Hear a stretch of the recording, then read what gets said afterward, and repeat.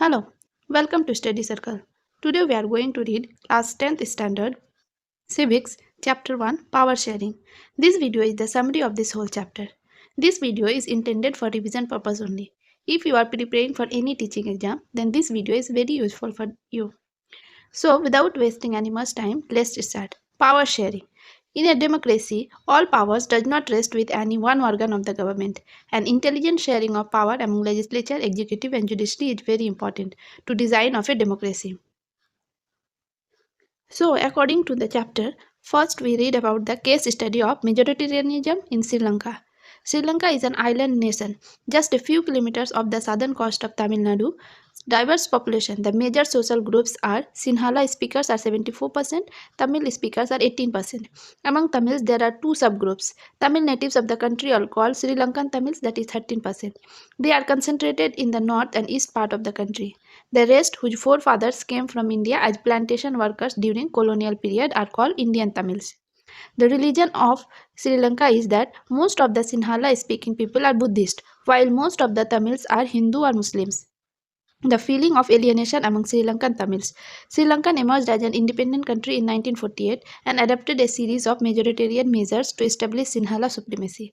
The Sri Lankan Tamils launched parties and struggles for the recognition of Tamil as an official language, for regional autonomy and equality of opportunity in securing education and jobs, but their demand for more autonomy to provinces populated by the Tamils was repeatedly denied.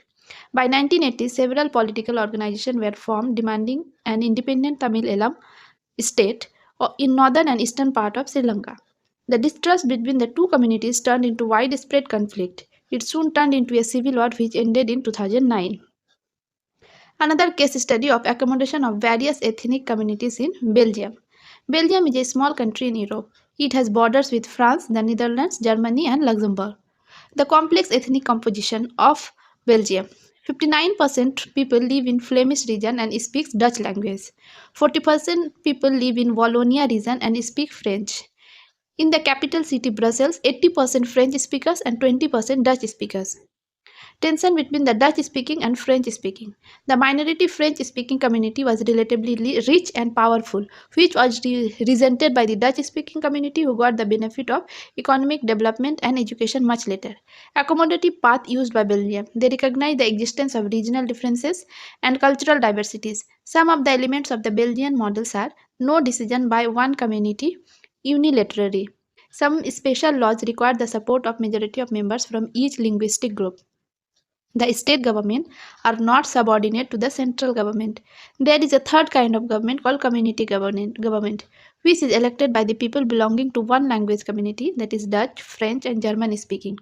No matter where they live, this government has the power regarding cultural, educational, and language related issues. The arrangement in Belgian model have worked well and helped to avoid civic strife between the two major communities and a possible division of the country on linguistic lines. Need of power sharing to reduce the possibility of conflict between social groups. It helps in ensuring political order as social conflict often leads to violence and political instability. Imposing the will of majority community undermines the unity of the nation. Uphold the spirit of democracy. A democratic rule involves sharing power with those affected by its exercise and who have to live with its effects. A legitimate government is one where citizens through participation acquire a stake in the system. Forms of power sharing among different organs of the government, such as the legislature, executive, and judiciary. Horizontal distribution of power. It allows different organs of the government placed at the same level to exercise different powers. Checks and balances of power. None of the organs can exercise unlimited power. For example, although judges are appointed by the executive, they can check the functioning of executive or laws made by the legislatures. Among the government at different levels. Vertical division of power. It involves higher and lower levels of government. Federal government. A general government for entire country in India, they are known as the central or union government. Government at provincial or regional level. In India, they are known as state government.